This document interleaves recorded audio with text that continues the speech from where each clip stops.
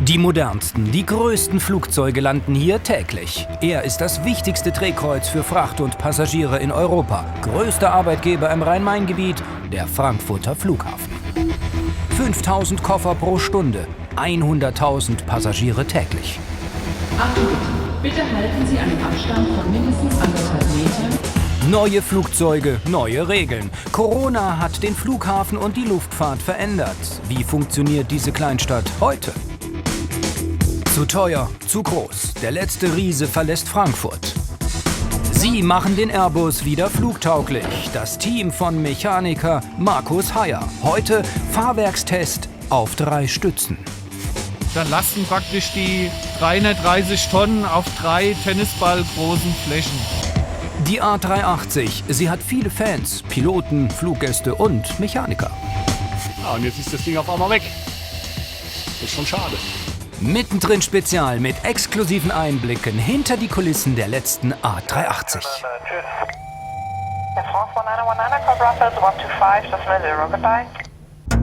Europas größte Industriehalle steht im Süden. So hoch wie ein Haus mit 15 Etagen. So lang und breit wie 3 Fußballfelder. Eine Garage für das dickste Passagierflugzeug der Welt. 3 A380 passen in diese Halle. Jetzt steht hier nur noch eine. Die letzte. Lufthansa verabschiedet sich von ihren 14 Riesenfliegern. Einst das Flaggschiff der Airline. Zu groß, zu teuer, zu unrentabel. Der Gigant kann dann weg. Nach Teruel in Spanien. Ein Ruhesitz für Flugzeuge. Ein Jahr stand der 70 Meter lange und 80 Meter breite Vogel regungslos in Frankfurt. Abgeklebt, abgedichtet, fluguntauglich. Der Stolz europäischer Ingenieurskunst hat ausgedient, auch als Modell. Der letzte A380 muss noch einmal fliegen, für 2 Stunden. Dafür brauchen die Mechaniker 3 Wochen. Folien abziehen, Elektronik und Hydraulik prüfen, Ölwechsel. Ihm fällt der Abschied schwer.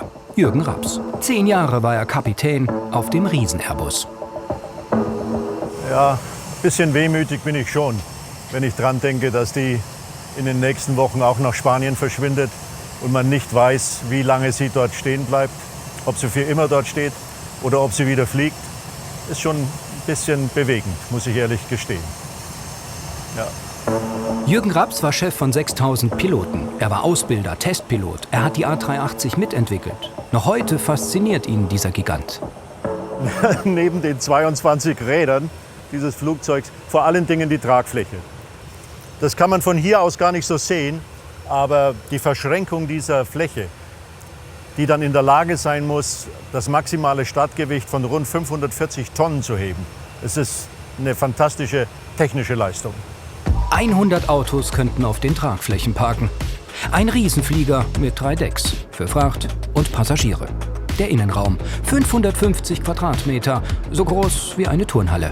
Platz hat man auf dem Flugzeug genug. Das ist ja auch der Grund, warum viele Passagiere das Flugzeug geliebt haben und noch lieben. Dieses Großraumfeeling. Und natürlich kommt noch ein Aspekt dazu, das Flugzeug ist ungeheuer leise. Unglaublich leise. Sowohl außen als auch in der Kabine. Und Sie hatten ja auch Möglichkeiten, hier gut zu schlafen, ne? Das war ja Ihr Zimmer, Ihr Schlafzimmer hatten Sie ja immer mit dabei, ne? Ja, 2 sogar. Ja, wir flogen ja lange Strecken, flogen wir ja mit einer verstärkten Besatzung. Und da 2 immer vorne an den Controls, also im Cockpit sitzen müssen, hatte der 3. natürlich immer eine sogenannte Rest Time. Und dafür haben wir 2 Compartments hier zur Verfügung, gleich hinter dem Cockpit, wo man sich dann gemütlich machen kann. Und wo war er am liebsten? Cockpit oder Kabine? Ich bin lieber geflogen, aber ich konnte da drin auch gut schlafen. Ist ganz bequem. Ja. Jürgen Raps wohnte in Hessen. Jetzt lebt er mit seiner Ehefrau in Amerika. Deutschland besuchen sie regelmäßig, inklusive Super Jumbo.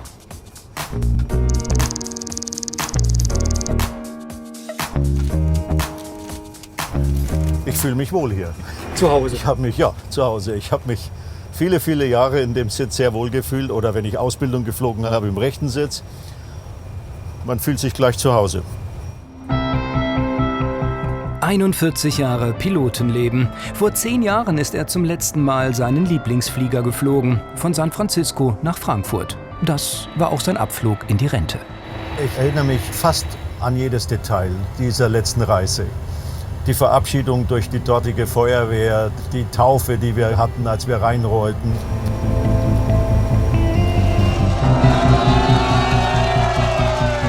Die Besatzung, die ich hatte natürlich. Ich habe immer noch zu einzelnen Mitgliedern Kontakt.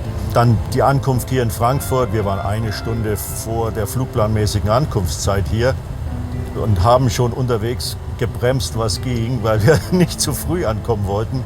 Dann habe ich ja hier noch den Low Pass geflogen, tief über dem Platz. 30 Meter über dem Boden. Sein persönlicher Abschied vom Flughafen. Auch für die 500 Passagiere ein einmaliges Erlebnis. Dann ist sie vorbei, die Fliegerei. Der Kapitän beendet seine Karriere nach 19.000 Flugstunden und 15 Millionen Flugkilometern. Das heißt, er ist 350 Mal um die Erde geflogen. Oh Mann.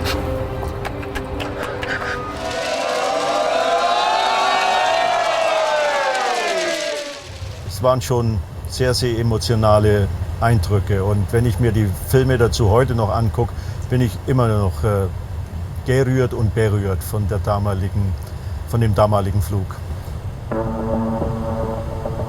Könnte er den Riesen heute noch fliegen? Ist doch eigentlich ganz easy, oder? Oh, zum Abheben reicht eigentlich nur Gas geben. Ne? Und dann ziehen hier. Ein paar Klappen müsste man noch ausfahren. Sein Pilotenleben ist Abenteuer pur. 1989 fliegt er den ersten Linienflug zwischen Ost- und Westdeutschland, 3 Monate vor dem Mauerfall. Er steuert die erste DC-10 Frachtmaschine. Er ist Pilot auf der ersten Boeing 737 Anfang der 70er. Fliegen, sein Traumjob. Das Schlüsselerlebnis war sicherlich der damalige Rundflug mit einer Do 27, als ich ein kleines Kind war, 5 Jahre alt. Mein Vater und sein bester Freund haben einen Rundflug gemacht, damals in meiner Heimatstadt in Bayreuth, und die haben mich mitgenommen. Und das war für mich der erste Flug überhaupt. Und das fand ich so faszinierend, dass ich mir als kleines Kind gedacht habe, also wenn du mal groß bist, dann magst du sowas auch. Vater und Sohn besuchen oft Flughäfen, Flugzeuge sehen, vom Pilotenleben träumen. Mit 17 bewirbt sich Schüler Raps für den Einstellungstest bei Lufthansa und wird abgelehnt. Dann haben die mir geschrieben, mach erst mal Abitur, bevor du dich wieder bewirbst. Und ja, so ist es dann gekommen. Und dann habe ich Gott sei Dank die Aufnahmeprüfung bestanden.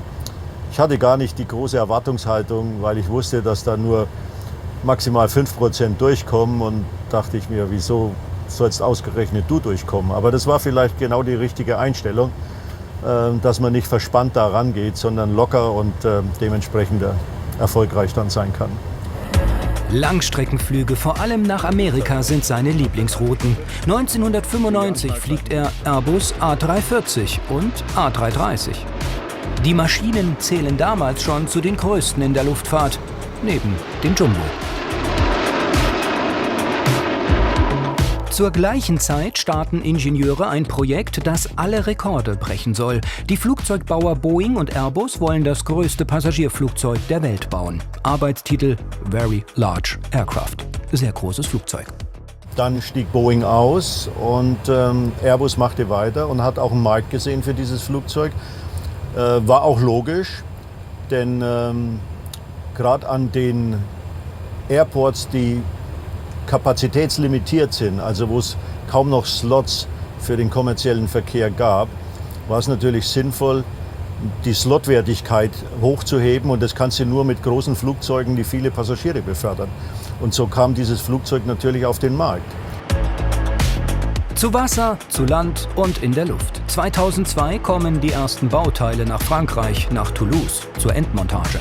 Der neue Supervogel ist ein europäisches Riesenpuzzle mit 500 Millionen Teilen.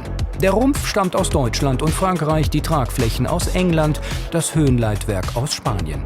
Bei einer Werftbesichtigung sieht auch Jürgen Raps den Flieger zum ersten Mal. Das war ja bisher das größte Flugzeug, was auf dem Markt war. Und dann steht man schon ziemlich respektvoll davor.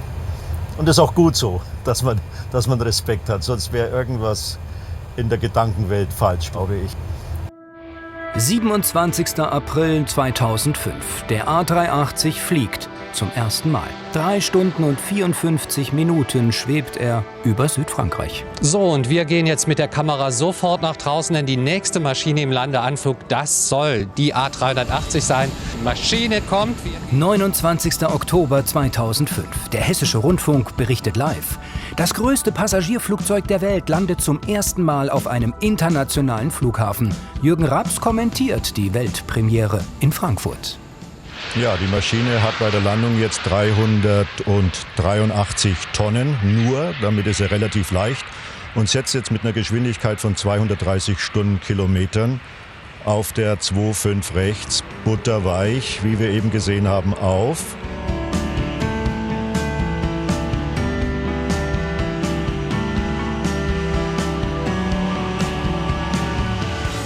Prototypen fliegen ab jetzt regelmäßig nach Hessen. Frankfurt wird zum Test-Airport für den Riesenvogel, der tausende Prüfungen bestehen muss für seine Zulassung als Linienflugzeug. Der Flieger ist vollgepackt mit Messgeräten. Es waren alles Testflugzeuge, waren ja keine Flugzeuge, die irgendwann zur Auslieferung anstanden. Ganz leere Maschinen, wo es keine Verkleidung gab. 10 oder 12 Sitze für Techniker meistens und dann Wasserballasttanks, weil viele Zulassungsmanöver müssen mit besonderen Schwerpunktlagen geflogen werden. Und die Wassertanks, die da hinten drin sind, die simulieren dann nicht nur ein zusätzliches Gewicht, sondern man kann auch das Wasser hin und her pumpen, damit die Schwerpunktlagen entweder ganz hinten sind im Flugzeug oder ganz vorne, je nachdem, welche Tests geflogen werden müssen. Hochinteressant. 28. März 2007. Der erste Passagierflug. Herzlich willkommen an Bord. Hallo. Ein Test unter realistischen Bedingungen. 12 Flüge von Frankfurt nach New York, Chicago, Hongkong und Washington. Wir freuen uns sehr, Ihnen auf diesem Flug einen Blick in die Zukunft der Luftfahrt zu ermöglichen. Und wir können uns vorstellen, dass Sie am liebsten sofort das gesamte Flugzeug erkunden möchten. 853 Passagiere passen in den Giganten, verspricht Airbus. Der Testflieger bietet nur 519 Sitze. Die Erprobungsflüge verlaufen reibungslos. September 2009. Der größte Flugsimulator der Welt erreicht Frankfurt. Das Cockpit einer A380 zum Trainieren. 18 Millionen Euro teuer. Auch Jürgen Raps ist Ausbilder. Er fliegt schon Testmaschinen und ist einer der ersten A380-Piloten weltweit. Wir waren ja die ersten 4 überhaupt, die eine sogenannte Musterberechtigung auf diesem Flugzeug machten und dann dazu gehört auch als Ausbilder eine Lizenz bekommen mussten, weil wir mussten ja die Nächsten wieder ausbilden, so im Schneeballsystem. Und wir waren überrascht, alle, wie wendig dieses Flugzeug ist.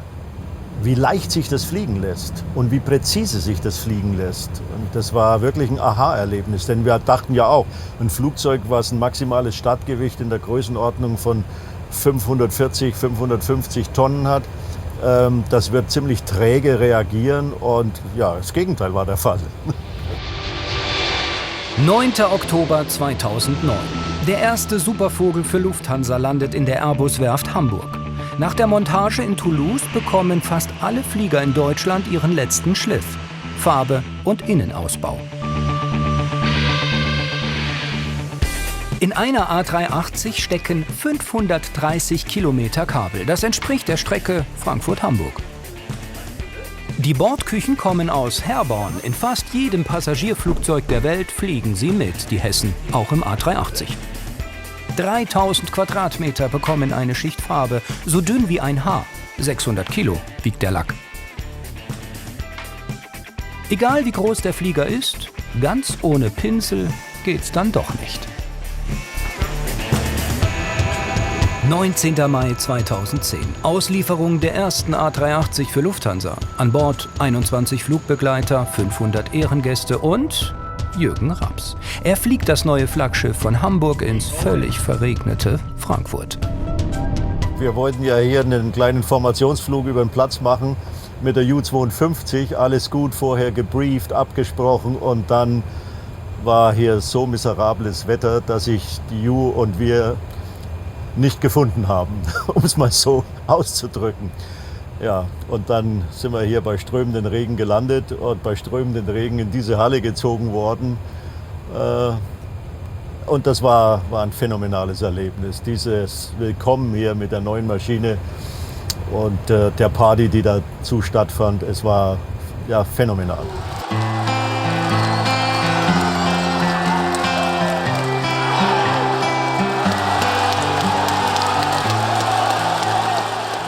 Die Leute, die da unten standen und alle gejubelt haben, und dann habe ich spontan hier das Fenster aufgemacht und habe mich da rausgelehnt, aber ganz weit und ich saß schon fast hier auf dem Rahmen und habe gewunken. War ein spontaner Einfall, kam aber gut an.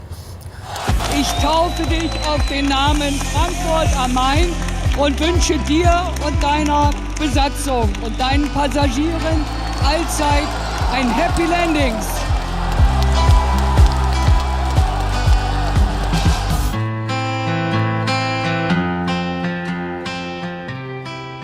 Ich hätte nicht gedacht, dass sowohl die Baureihe für beendet erklärt wird seitens Airbus, als auch das Flugzeug von manchen Airlines, ja nicht von allen, erstmal geparkt wird und vorübergehend, vielleicht für immer, außer Dienst gestellt wird. Es gibt ja noch etliche Exemplare, die fliegen oder sogar wieder zurückgeholt werden. Emirates fliegt die Flugzeuge, British Airways wird die 380 weiterfliegen, viele im Fernen Osten werden das Flugzeug weiterfliegen. Also man wird das Flugzeug schon noch etliche Jahre am Himmel sehen.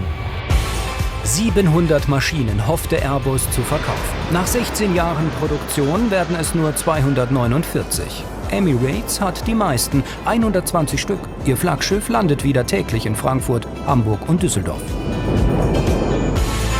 Katar bezeichnet den A380 als die größte Fehlentscheidung in ihrer Firmengeschichte. Damit wollen sie nicht mehr nach Frankfurt fliegen. Auch Singapore Airlines plant derzeit keine Stopps in Frankfurt. British Airways trainiert Piloten auf dem Riesen-Airbus im November zwischen London und Frankfurt. Mehr sei nicht geplant.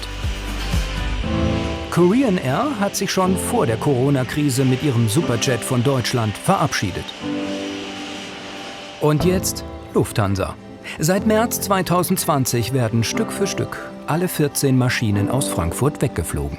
Ich bin davon überzeugt, es ist immer noch richtig, dieses große Flugzeug zu fliegen. Auch wenn es betriebswirtschaftlich mit der neuen Generation der zweimotorigen Langstreckenflugzeuge natürlich nicht mithalten kann. Wenn es voll ist mit Fracht und Post und Gästen und Passagieren, dann kann es mithalten. Und es muss natürlich in High-Density-Airports hineingeflogen werden, also die typischen Airports in Nordamerika, Ostküste, Westküste, die eben kapazitätslimitiert sind. Da sehe ich nach wie vor die Zukunft dieses Flugzeugs. Die Ära A380. Jürgen Raps ist stolz, dabei gewesen zu sein. Eine Zeit, die für ihn unvergessen bleibt.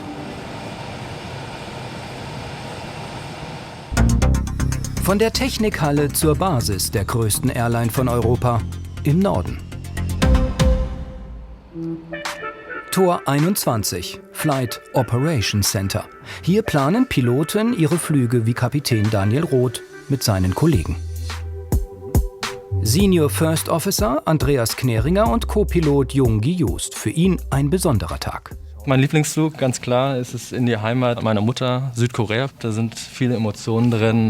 Das geht los mit den Passagieren an Bord, mit den Crews und einfach ist es Heimat. Und ich darf heute sogar fliegen. Die Kollegen haben mir hier den Vorlass gelassen, sodass ich natürlich dann in der Heimat von der Mama dann landen kann. Das ist natürlich was ganz Besonderes für mich. Nach seiner Ausbildung ist er 3 Jahre Kurz- und Mittelstrecke geflogen. Jetzt Langstrecke. Ja. Was will ich denn?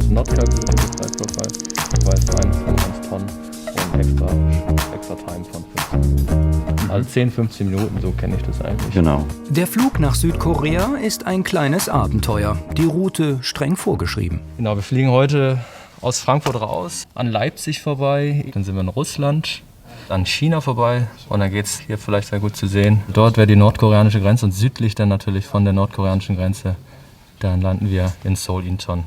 Da darf man sich keine Fehler erlauben, ne? Nehmen die am übel. Ja, also das ist natürlich nicht möglich, dass wir darüber fliegen. Es war mal möglich, aber im Moment aufgrund der politischen Lage natürlich nicht. Man braucht aber für alle Länder, die ihr überfliegt, eine Genehmigung, oder? Genau, da hat die Lufthansa sogenannte Überflugsrechte, weil die Länder sich das zum Teil auch bezahlen lassen. Und die haben wir natürlich alle jetzt genehmigt bekommen und die haben wir. Und von daher kann der Flug heute auch stattfinden.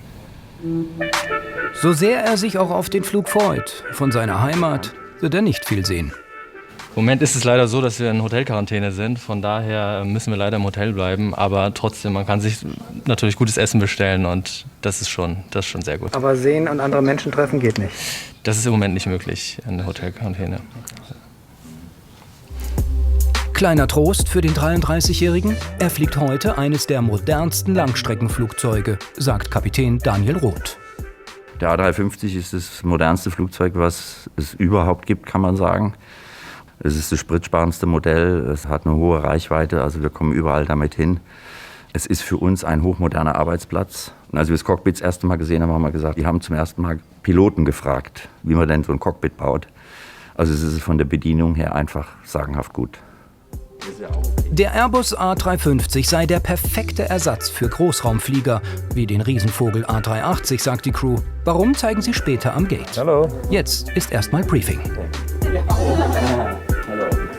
9 Flugbegleiter, Frauen und Männer aus verschiedenen Ländern. Die Besprechung ist daher in Englisch.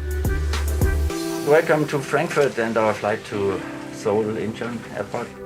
Die meisten Kolleginnen und Kollegen fliegen heute zum ersten Mal zusammen.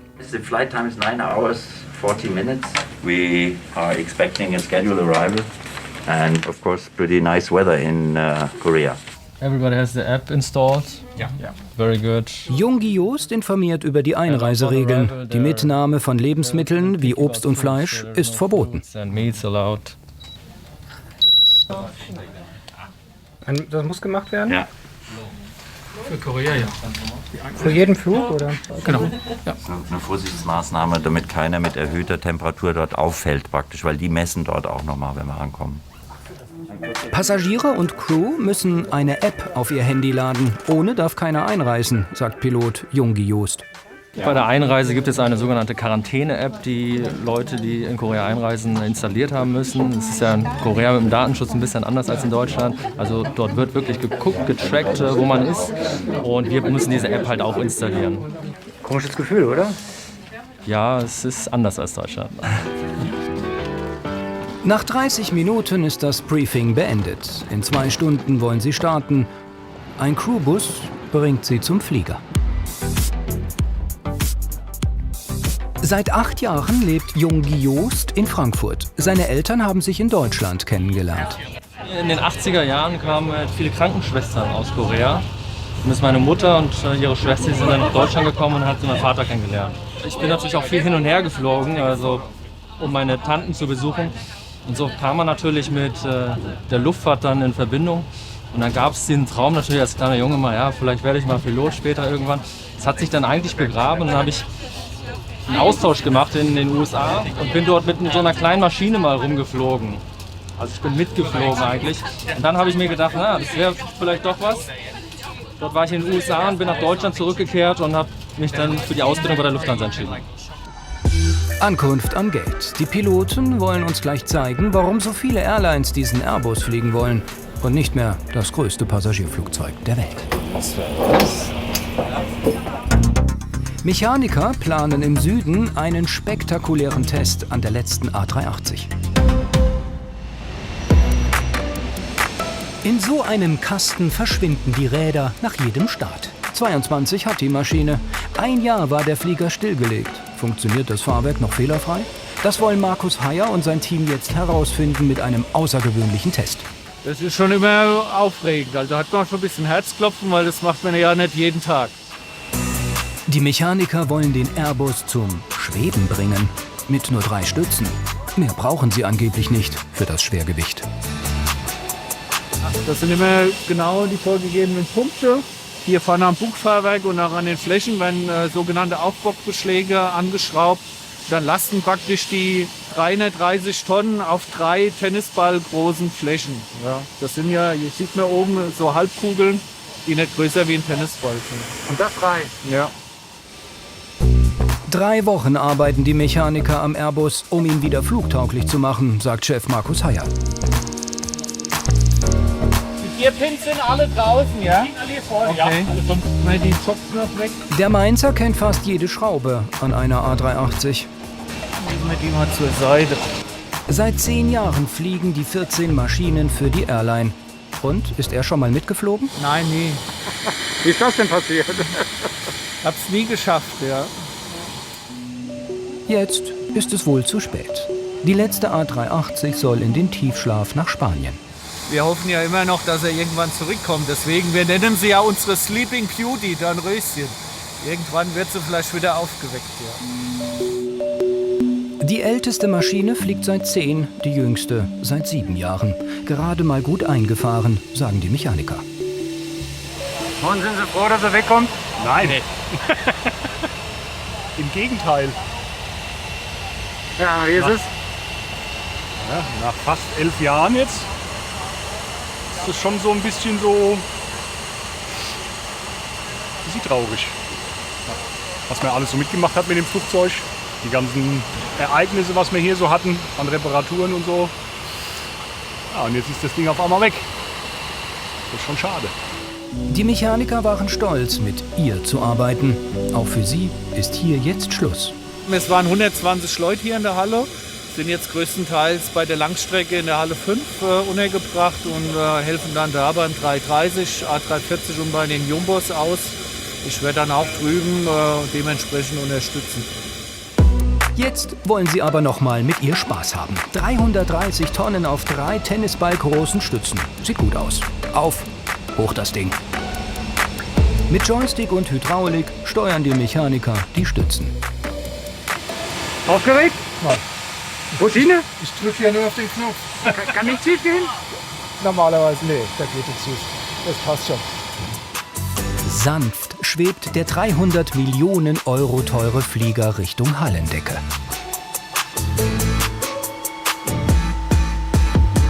Eine Laserwaage kontrolliert die Balance, damit die Stützen gleichmäßig das Flugzeug nach oben pumpen. 30 Zentimeter müssen die Räder über dem Boden schweben. Erst dann können sie das Fahrwerk einklappen. Gearswing nennen das die Experten. Warum muss das gemacht werden? Das ist die Landeposition, das Flugzeug im Landeanflug, damit die vorderen Reifen als erstes auf den Boden aufkommen. Und so können wir genau sehen, wie hoch wir müssen, ja, weil das die Endposition ist vom Fahrwerk.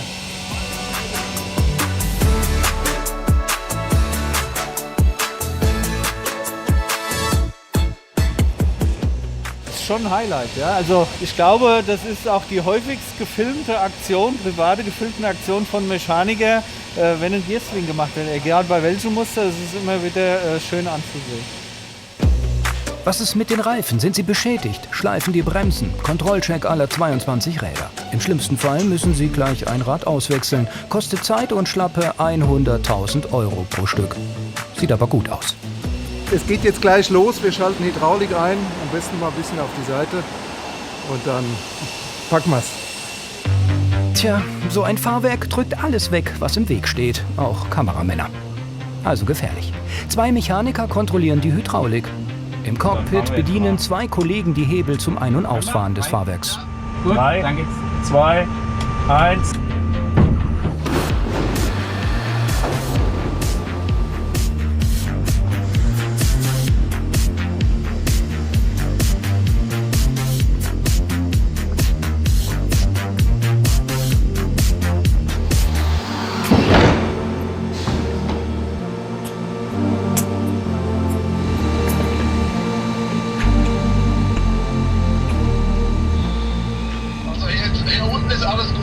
Gut, bei uns auch. Dann gehen wir jetzt wieder raus.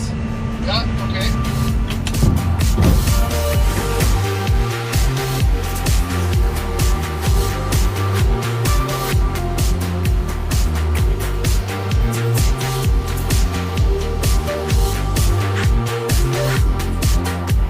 Jo, dann geht's wieder rein. Geht los.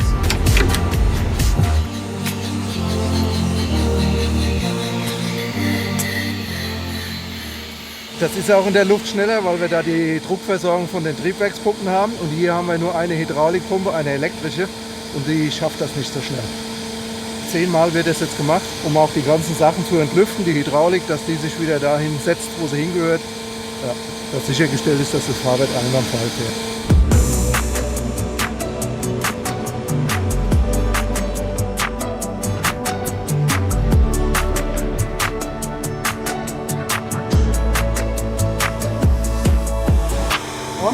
Soweit alles in Ordnung. Jetzt haben wir die Hälfte durch. Das müsste jetzt das 5. Mal sein. Und dann machen wir den Freefall Extension Test. Das Fahrwerk fällt dann durch seine eigene Kraft dann raus. Und dann sind wir mit den Tests erfolgreich durch. Dann kann sie weg. Eine Überraschung haben die Mechaniker noch für ihre Sleeping Beauty. Gleich. Vom A380 im Schwebeflug zur A350 vorm Abflug am Terminal 1. Der Airbus A350, ein Flieger, auf den viele Airlines in Zukunft setzen. Seit 2013 auf dem Markt, derzeit wohl das modernste und umweltfreundlichste Langstreckenflugzeug. Lufthansa hat 17 Maschinen im Einsatz. 26 sind bestellt. Jungi Joost ist A350-Pilot. Der 33-Jährige fliegt heute mit seiner Crew nach Südkorea, in seine Heimat, wie er sagt. Der Flieger ist ausgebucht, 293 Passagiere und 9 Crewmitglieder. Sein Arbeitsplatz. Für Langstreckenpiloten perfekt, sagt er. Wir haben hier viel mehr Platz, die Displays sind größer, es ist einfach alles viel ergonomischer. Was ich besonders an diesem Flieger mag, ist, dass er einfach sehr große Fenster auch hat. Und die gehen auch ziemlich weit runter, sieht man hier. Also man kann auch einfach sehr viel von draußen sehen. Jungi Joost steuert den Flieger mit einem Joystick. Auch der A380 wird so geflogen. Überhaupt steckt in dieser Maschine viel Technik des großen Bruders, sagt Kapitän Daniel Roth. Das ist einmal die Aufteilung der Bildschirme. Die deutlich größeren Bildschirme, die hat der 380 auch. Auch diese Bedieneinheit hier unten mit einer Scrollmaus. Und da haben wir eine richtige, vernünftige Tastatur. Das war auf den alten A330, A340 noch nicht so komfortabel. Das ist jetzt vom 380 übernommen worden und eigentlich auch nochmal weiterentwickelt worden. Also der 350 ist eigentlich nochmal eine Generation weiter als der 380. Die Flugzeit 9 Stunden und 40 Minuten. Deshalb sind 3 Piloten an Bord. Sie werden sich abwechseln, wegen der Ruhezeiten. Pilot Andreas Kneringer macht heute den Outside-Check. Läuft Öl aus? Sind Reifen beschädigt? Er ist beeindruckt vom größten Flieger aller Zeiten, schwärmt aber mehr für diesen. Beim 380 wurde viel mit Aluminium gebaut und sehr viele Teile sind hier aus dem Carbon-Verbundstoff. Also das, was vorher aus Aluminium war, noch aus Metall, ist jetzt aus Kohlefaser und das ist einfach vom Leergewicht wahnsinnig leicht. Das heißt, man kann mehr zuladen und die Triebwerke sind natürlich auch besser geworden mit der Zeit. Wir können mehr Last schleppen sozusagen. Verbraucht dieser Flieger wirklich weniger Kerosin als der A380? Wir rechnen ungefähr beim 380 mit 12 Tonnen pro Stunde. Während wir auf dem Flugzeug mit 5.400 Kilogramm, also weniger als die Hälfte rechnen. Natürlich passen nicht so viele Passagiere rein, das muss man auch sehen. Es ist nur ein Deck, während A380 hat 2 Decks von Passagieren. Aber oft ist es so, dass ein Flugzeug nicht voll wird. Einfach, es ist halb gebucht oder so. Und dann ist ein 380 relativ teuer von den Spritkosten her. Und das ist quasi die sichere Variante. Und man darf auch nicht vergessen, wenn wir kurz zu den Frachträumen rüberschauen, da zeige ich Ihnen was.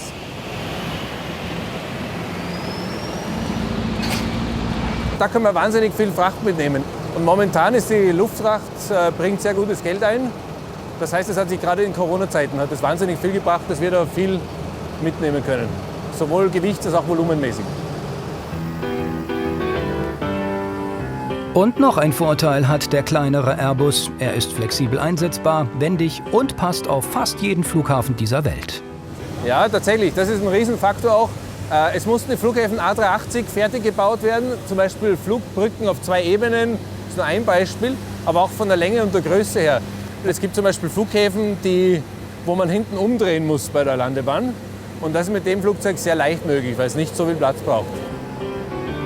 Leichte, aerodynamische Tragflächen sparen Sprit. Sogar die Reichweite kann um 200 Kilometer erhöht werden, nur mit solchen Bögen, Winglets. Und wenn man genau schaut, in der Natur gibt es auch Vögel, die das so ähnlich haben und daher hat man sich das Prinzip abgeschaut. A350 und A380, sie haben die gleiche Reichweite. Die kleine Maschine verbraucht dafür aber nur halb so viel Kerosin, sagt Andreas Kneringer und geht zurück ins Cockpit. Zu Kollege Jung Giost. Ja, wir haben jetzt eigentlich soweit die Vorbereitung für den Flug getroffen. Wir haben jetzt die ganze Performance sogar, die Startgeschwindigkeiten schon eingegeben. Der Pilot wird nach dem Start an der Frankfurter Skyline vorbeifliegen.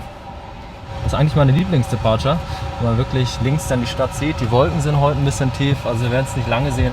Und dann geht es in den Norden und Kurs to Seoul. Aber nur, wenn sie heute pünktlich rauskommen. Zurück in den Süden. Dort heißt es Abschied nehmen.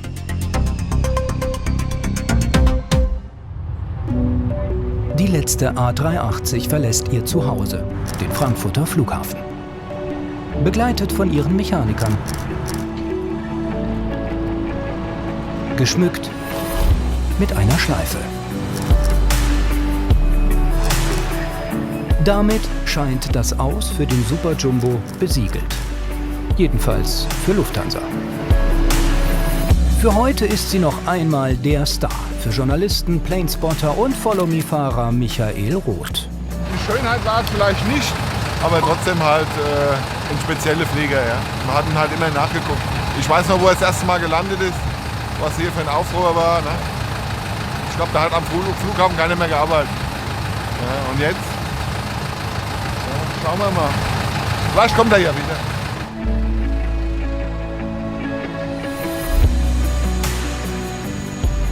Die Piloten kommen. Mit dabei auch A380-Werkstattleiter Markus Heyer. 10 Jahre hat er am Flieger gearbeitet. Noch nie ist er mitgeflogen. Heute die Überraschung. Ja, Und wie ist das? das ist nochmal so das i-Tüpfelchen. Ist das erste Mal A380? Ja, das erste Mal A380. Aufgeregt? Ja, es geht. Beim Takeoff vielleicht ein bisschen mehr. Die Schleife, ein kleines Dankeschön an die gemeinsame Zeit. Jeder, der an diesem Flieger geschraubt hat, durfte unterschreiben auf der schlafenden Schönheit. Haben wir in Eigenarbeit gebastelt, die Buchstaben fein säuberlich ausgeschnitten, aufgeklebt. Wir haben einen Designer bei uns in der Gruppe, der hat das Bild gemalt und das kommt in der A380-Halle über einen Aufenthaltsraum, wird das dann platziert als Andenken. Pilot Markus Hoffmann fliegt zum zweiten Mal eine A380 in den Tiefschlaf nach Spanien. Vorbereitet haben wir uns tatsächlich wie auf jeden Flug, jetzt eben im Briefing. Und wir waren aber vorher noch mal ganz bewusst im Simulator und sind bestimmte Dinge einfach für diesen Flug noch mal durchgegangen. Genau. Ja, dann guten letzten Flug. Vielen Dank, Dankeschön. Danke. Jeder A380-Abschied hat Tradition. Daran hält sich auch Kapitän Matthias Sode. Für jeden Abflug gibt es einen Kuchen. Ist heute leider nicht beschriftet, das habe ich gestern Abend nicht mehr geschafft. Haben Sie den gebacken? Ja, ja. Oder meine Frau hat es gemacht. Kann ich den einen Die Mechaniker zögern etwas, ist halt Kuchen Nummer 14. Liegt aber am Abschied, der auch Piloten nicht leicht fällt. Ich fliege das Flugzeug gerne, auch darunter, aber der Zielort ist nicht schön. Von daher gemischte Gefühle. Ein letztes Foto im Sonnenlicht. Gruppenbild mit Dame. Diese Liebe zum Blech ist außergewöhnlich. Das spürt auch der Kapitän und versucht zu trösten. Also, dass Piloten an ihrem Flugzeug emotional hängen, das ist eigentlich relativ bekannt. Aber dass ein Maintenance-Team derart an einem Flugzeug hängt, das ist schon was sehr Besonderes. Und wenn wir nächstes Jahr gerufen werden, das Flugzeug wieder zu holen, dann stehen wir da und dann bringen wir den wieder auf die Strecke. Das ist meine Hoffnung. Und die Hoffnung stirbt bekanntlich zuletzt. So, genug der Emotionen, zurück zum Geschäft, hilft ja nichts. Flug LH9921 muss weg. In 2 Stunden werden die Piloten in Spanien erwartet.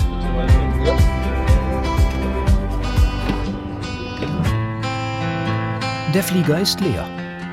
509 Sitze. Freie Platzwahl in jeder Klasse.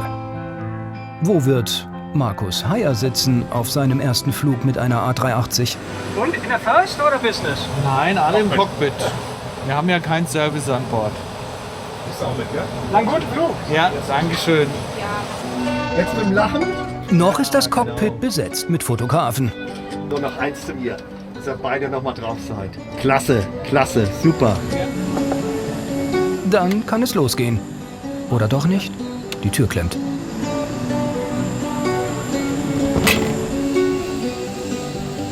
Das größte Passagierflugzeug der Welt. Ein Symbol europäischer Einheit. Gefeiert und verflucht. Jetzt nicht mehr im Dienst einer deutschen Airline.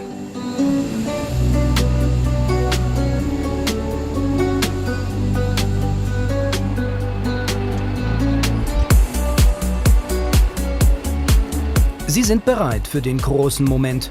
Hunderte Planespotter am Zaun, Piloten auf der Startbahn West und Journalisten hautnah. Lufthansa 9921, cleared for takeoff runway 18. Takeoff.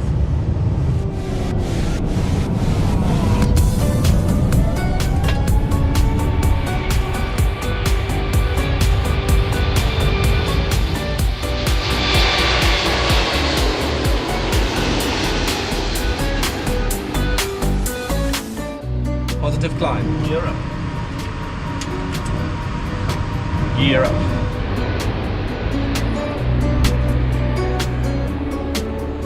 Noch einmal winkt Kapitän Matthias Sode mit dem Riesenflieger zum Abschied.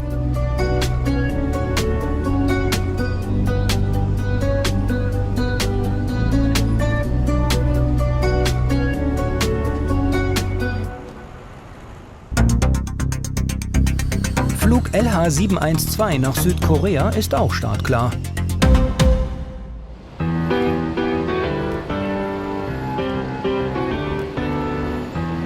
Tschüss. 309 Fluggäste sind an Bord, Passagiere und Flugbegleiter. 200 Menschen weniger als im A380. Kleinere Flieger sind leichter zu füllen, sind sparsamer und flexibler. Die A350 ist beliebt. 51 Fluggesellschaften wollen sie fliegen. Airbus hat nach eigenen Angaben 970 Bestellungen. Die Produktion des A380 dagegen wurde eingestellt. Die Maschine ist pünktlich.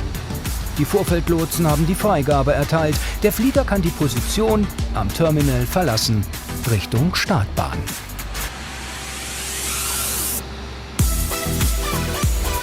Pilot Jung-Di Joost grüßt noch einmal Kollegen und Kamerateam.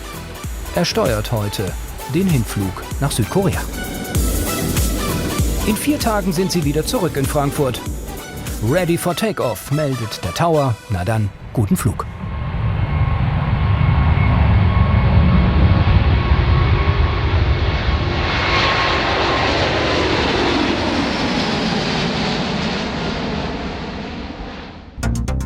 Lufthansa beendet die Ära des Riesenfliegers A380.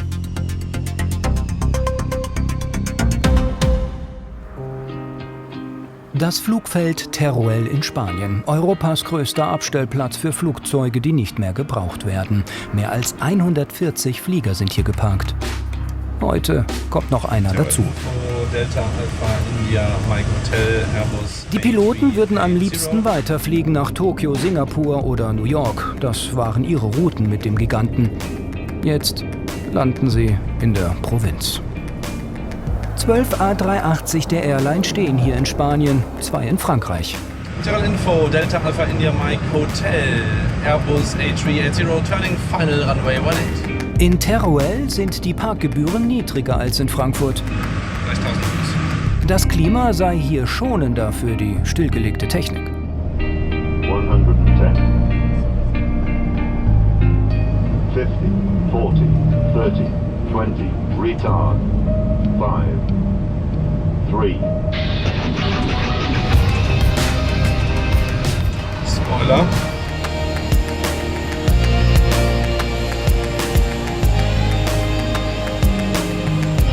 Pilot Markus Hoffmann wird in Zukunft Boeing 787 fliegen. 25 Maschinen hat die Airline bestellt. Auch ein sparsameres Flugzeug als die A380. Ziel erreicht. 4 Triebwerke hat die A380, bleiben für jeden 2 zum Abschied. Willst du auch 2 ausmachen? Ja, gerne. Dann mach die beiden. Fang immer da an. Kapitän Matthias Sode bleibt A380-Pilot, falls er gebraucht wird. Die Maschinen könnten Teruel irgendwann wieder verlassen, verkauft, verschrottet oder für einen Neustart. Für heute heißt der Eintrag ins Logbuch: letzte A380 geparkt.